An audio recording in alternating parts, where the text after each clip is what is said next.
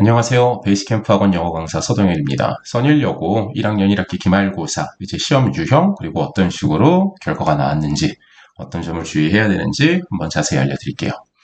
일단 첫 번째 시험 범위부터 먼저 확인을 해보시면은 교과서는 본문만 들어갑니다. 그리고 맞수라고 한다라는 교재에 구문독해 기본편 6강에서 12강까지였던 거고요. 어법은 130문장 정도 준비해야 됐던 거고 지문은 17개입니다. 그리고 2024년에 있었던 6월 모의고사, 올해 모의고사죠? 18개 지문 준비해 들어가셨으면 됐어요. 그래서 시험 범위가 결코 적지는 않아요. 굉장히 많은 편에 속한다. 이렇게 생각을 해 주시고 정말 꾸준하게 준비를 해 가셔야 될 거예요. 그리고 이런 식으로 시험 범위가 많으면 일반적으로 문제는 조금 수월하게 나오는 경향들이 언제나 있어요. 다음 넘어가 볼게요.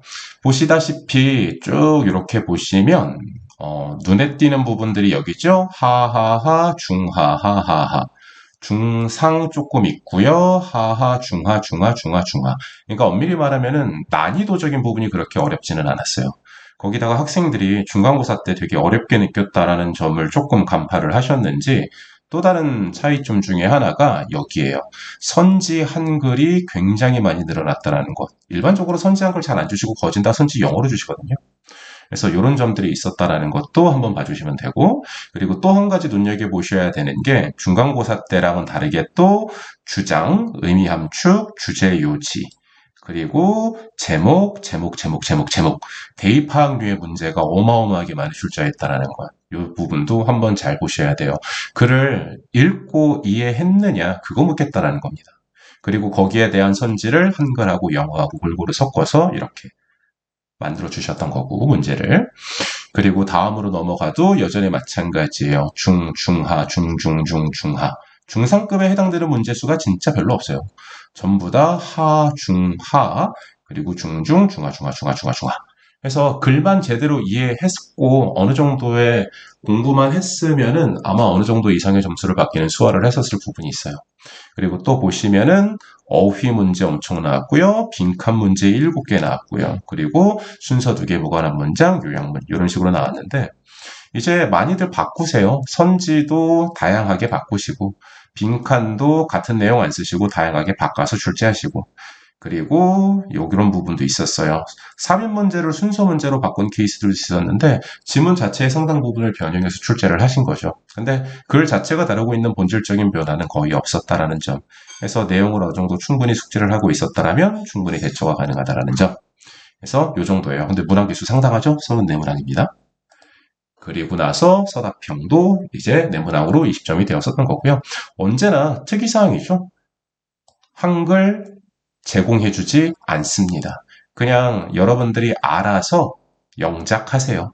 첫 번째 케이스는요, 필요한 단어도 추가하셔야 되는 거고, 어법 변형 당연히 알아서 하셔야 되는 거고요. 단어만 몇 개 띡 제공해 줄 테니까 너님이 알아서 작성하세요. 이거인 거고. 또 다른 하나는 단어 변형 없이 그냥 말 그대로 나열하는 것. 그리고 마지막으로 어법 문제에 해당되는 게 틀린 것 찾아서 수정하기. 뭐 이와 같은 케이스였었어요. 그래서 보시면은 잘 보셔야 돼요. 교과서에서 나온 거는 4문항밖에 안 돼요. 그리고 정말로 가볍게 출제가 됐고. 그리고 아마 학생들이 가장 많이 준비했었을 맞수 구문 독해에서 16문항. 그리고 시험 대비 기간이 아마 상대적으로 가장 적었을 모의고사에서 가장 많은 18문항.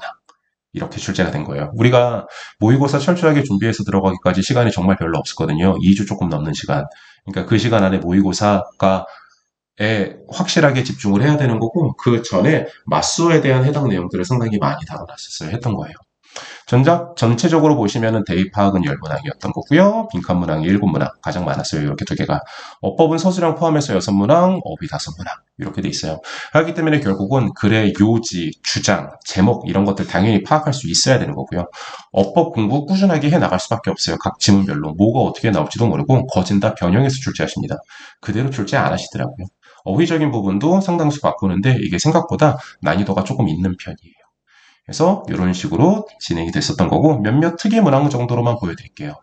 어법 문항이었었던 거거든요. 지금 빨간색이 출제된 거고 파란색이 원래 표현이었었던 거예요. 다 변형해요. 원래는 to assess인 건데요. 대절을 만들었었던 거고 그래서 뒤에 문장으로 바꿨죠. 그리고 whether도 원래는 대시였는데 외도로 바꾼 거죠. 그리고 세 번째, 문장을 통으로 바꿨죠. Monitoring specific publications, mainstream media, 블라블라블라블라 is one of your responsibility.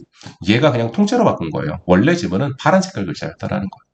그리고 밑에도 마찬가지예요. Whatever result that can be used. 이쪽 파트요. 이것도 지금 이 문장 전체를 통째로 바꾼 거고요. 원래 문항은 이렇게 써 있었습니다. business should show 이런 식으로 쭉 써져 있던 문항을 그냥 위와 같은 형태로 저렇게 완전 통째로 바꾼 거예요. 통째로 바꾸면서 동시에 어법을 제대로 사용할 수 있는 능력이 있으십니까? 이거 말하는 거였던 거고요. 그리고 여기에서는 우리가 어법 파트에서 배웠었던 B, 이거 글자가 조금 작네요. used to 동사 vs 죄송합니다. B, used to 동사 ing. 이거 구별할 수 있느냐? 이걸 물어보는 유의 시험이었었던 거고요. 그래서 demonstrating이 아니라 demonstrate로 바꿨다라는 것. 어차피 제일 중요한 거 어법에 대해서 확장을 해서 준비를 해 나가야 돼요. 원래 어법이 그래도 이제 전에 있었던 케이스들보다 많이 줄어들었다고는 하지만 그렇다 하더라도 여전히 많은 비중을 차지하고 있는 건 틀림없는 사실이고요. 다음 문항도 한번 보실게요. 다음 문항 같은 경우에는 이제 어휘를 바꾼 거죠. 어휘를 바꾸면서 동시에 글도 바꿨어요. 여기에 있었던 이 지문인 거죠. According to new study. 아이고, 오타 죄송합니다.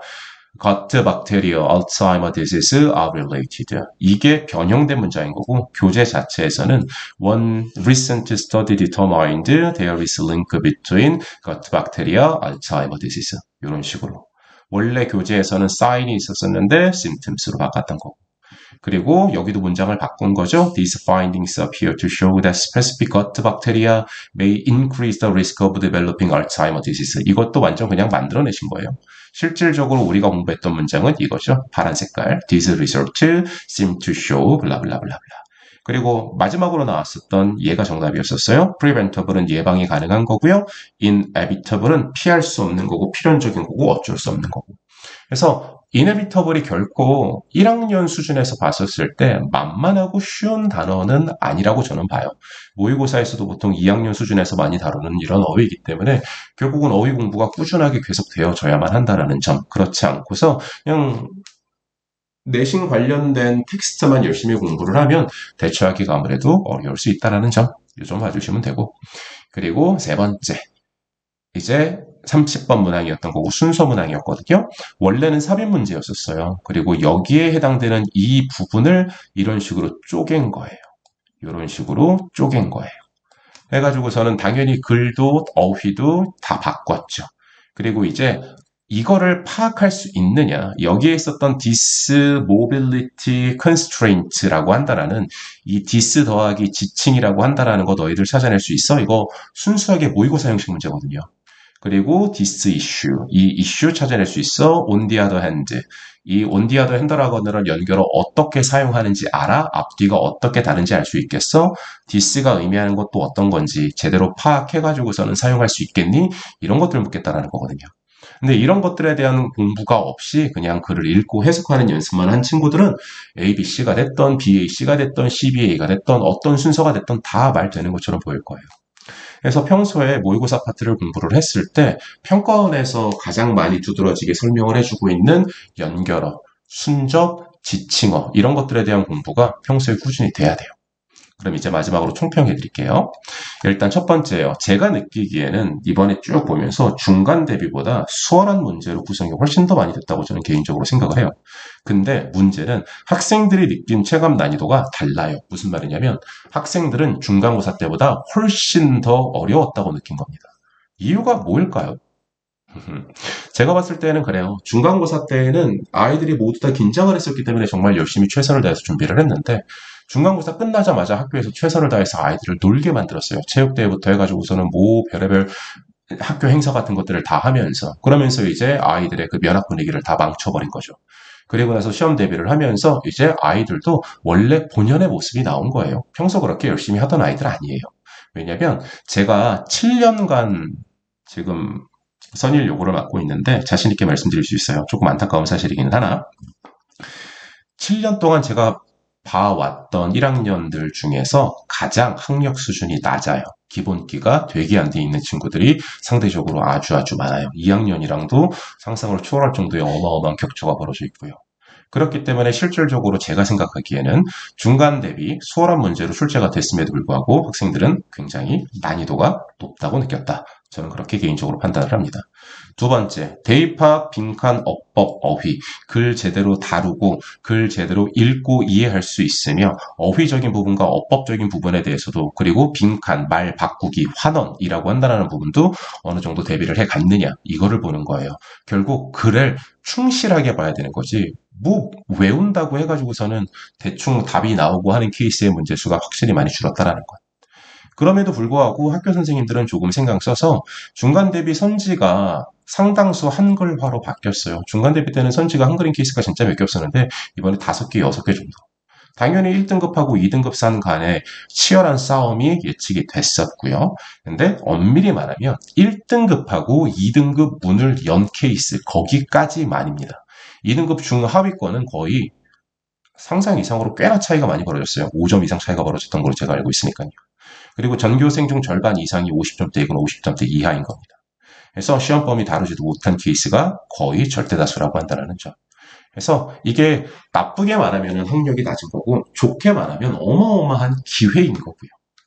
왜냐면은 어느 정도 이상만 꾸준하게 잘 준비해서 들어가면 생각보다 2등급, 3등급 맞기가 굉장히 수월할 수 있다는 점이에요. 그리고 마지막, 이게 가장 핵심이죠. 저희 반에 있는 친구 얘기예요. 중간고사 때 2등급 나왔고 기말고사 때 2등급 나왔어요. 근데 1학기 종합은 1등급 나왔어요. 이게 말이 된다고 생각을 하십니까? 근데 말이 되더라고요.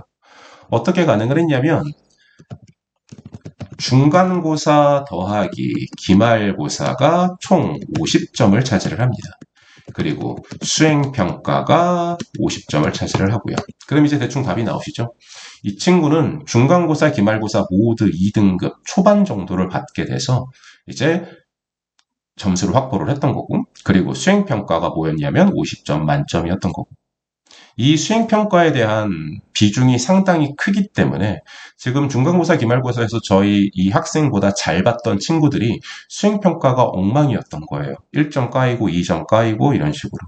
그래서 그거 자체가 끼친 영향이 어마어마했던 거죠.